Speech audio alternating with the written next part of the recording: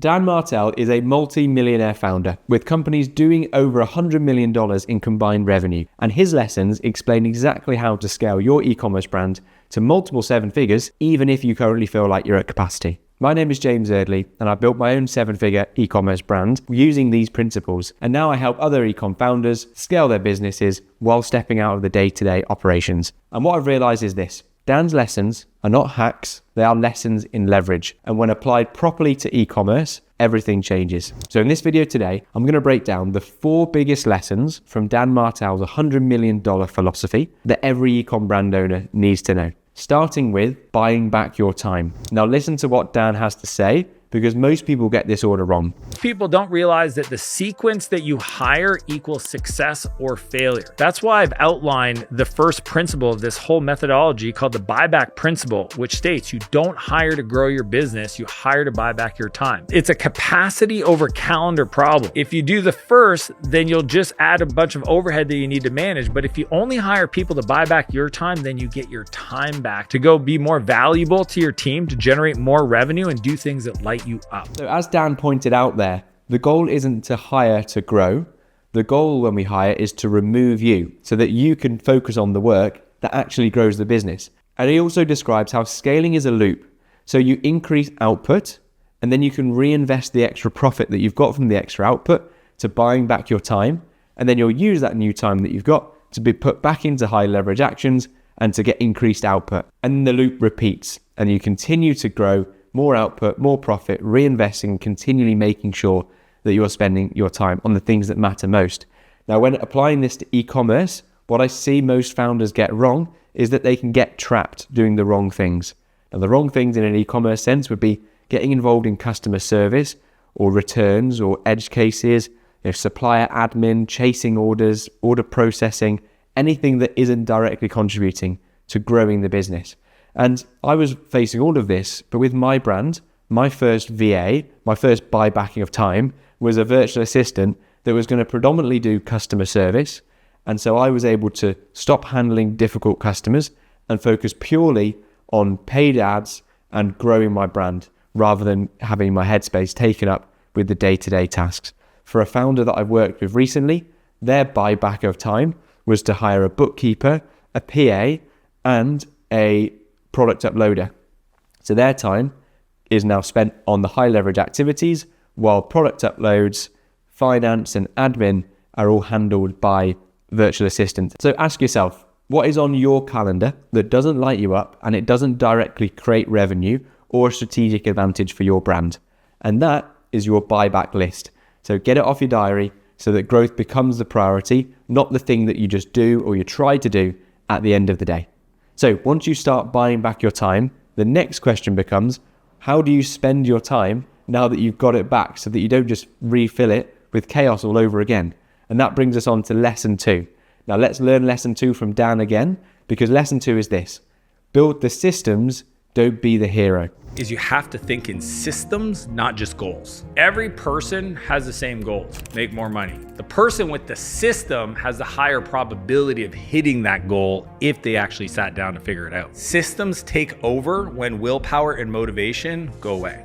A system for me is a process that's repeatable, that I can execute, look at the feedback and the results it gave me, and then use that to improve the system. If you want to be successful, it's not like you have to grind harder. You have to build systems that grind for you. Systems is an acronym. It stands for save yourself time, energy, money, and stress. You have to think in systems to achieve your goals, not just have a goal.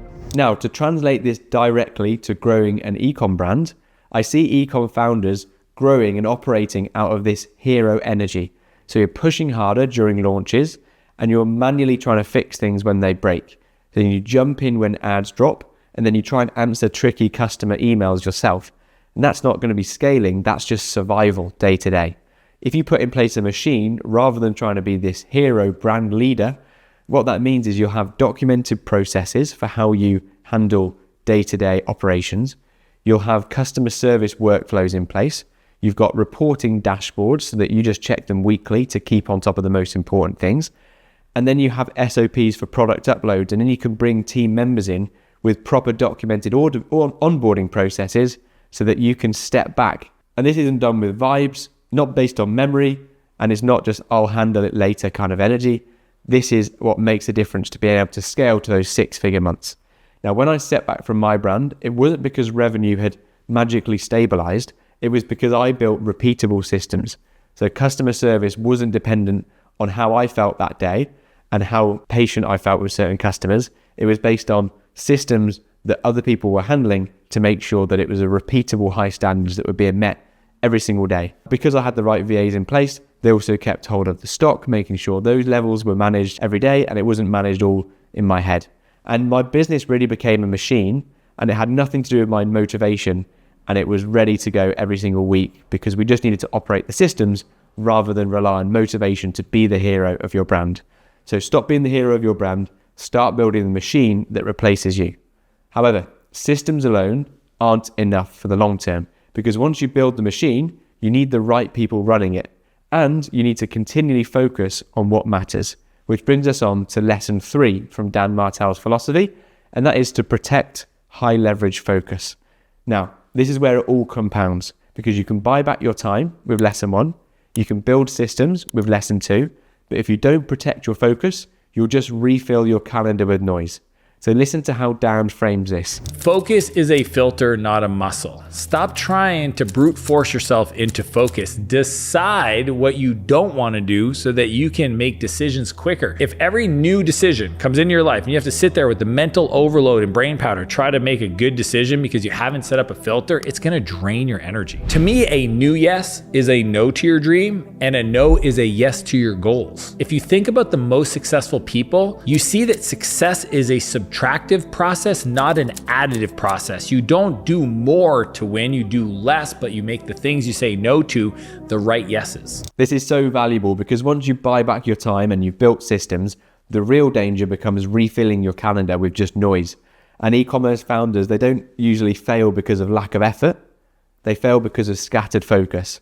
And the temptations that you can be pulled into include a new marketing channel or a new product line or a new collaboration, a new agency to work with, or a new opportunity. But every new yes creates decision fatigue and it splits your attention. So remember that focus is a filter. So you need to decide in advance what we don't do, what we're going to ignore, and what we won't chase. So in Ecom, protecting your focus looks like not reacting emotionally when your ad fluctuates. It's not constantly launching new SKUs rather than optimizing your current ones. And it's not saying yes to low margin distractions that appear as opportunities in your inbox. Because remember that success is subtractive. Scale comes from having fewer priorities, clear metrics, repeated execution, and doubling down on what actually works. For a personal example, in my story, when I stepped back, I wasn't adding more. I narrowed myself down to focusing purely on acquisition or supplier margins and creative testing, and everything else beside that is just background noise. And take John, for example, an e-commerce brand owner that I recently worked with. He stopped being in charge of keeping his stock accurate and handling difficult customers. And what he saw was revenue growing and his stress dropping. So he could actually go abroad without constantly checking his emails and running his business based on that hero energy I was talking about before. Now, if your revenue depends on reacting to everything, you don't have focus and you'll just have chaos. So buying back your time creates capacity initially. Systems then give you the stability, and then focus actually compounds it for the long term. Which brings us on nicely to lesson 4, which is to design your business for a future potential exit and definitely independence from you as the founder.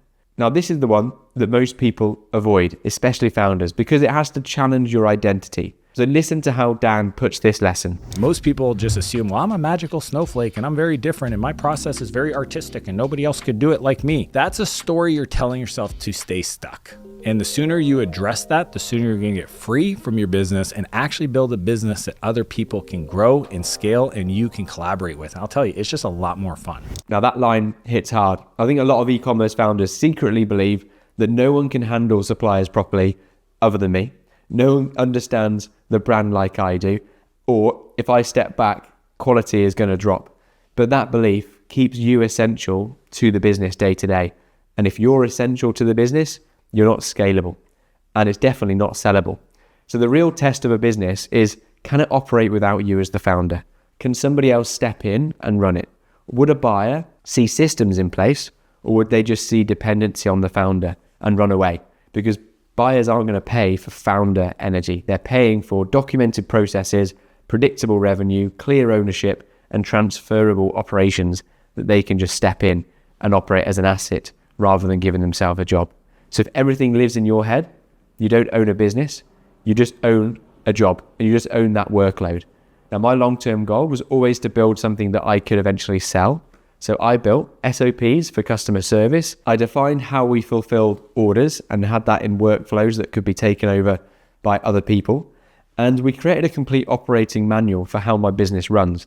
And so that's when it stopped being just my hustle and it became an asset that I could outsource to other people to run day to day, and I could benefit from the income that was being generated by it. And ultimately, that's now a scalable and sellable asset. And that's what I've now built for e-commerce founders like Adam, for example. We've now installed a team of 5 for his company, and each role is tied to documented processes that they execute. So Adam can just look at the top level metrics, and he's just focusing on income generation tasks now, thinking about expansion and how we can grow to the next level. And he's just making those high level decisions rather than getting dragged into the weeds day to day. Now that is what we call independence, and that is leverage, and that is what increases the valuation of your business. So if you ask yourself, if your business can't run without you for 30 days, you haven't built a company yet. You need to design your brand as if you're going to sell it one day, even if you never do, because the process of making it sellable is what makes it scalable. So that was Dan's $100 million philosophy, and it's not complicated. You start by buying back your time, then you build systems, then you protect your focus, and then you design for independence. And that is how we get leverage for an e-commerce brand. And leverage is what turns an e-com brand into an asset. So I hope you enjoyed the video today. Let me know if you have, and I'll catch you in the next one.